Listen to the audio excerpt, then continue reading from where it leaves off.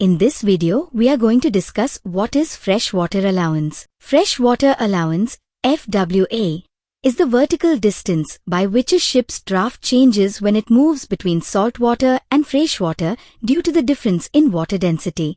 When a vessel transitions from saltwater to freshwater, it sinks more because freshwater is less dense than saltwater.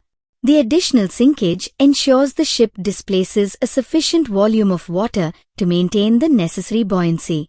The change in draft due to this transition is termed freshwater allowance. Freshwater allowance, FWA, is equal to displacement, W, is divided by 40 times TPC, where displacement, W the weight of the ship, TPC, tons per centimeter immersion, which indicates the weight required to change the draft by 1 centimeter. The summer draft of the ship plus FWA gives the freshwater draft. If loading in freshwater, the vessel can load up to the freshwater draft. When traveling from freshwater to saltwater, the vessel rises, and its draft aligns with the summer draft.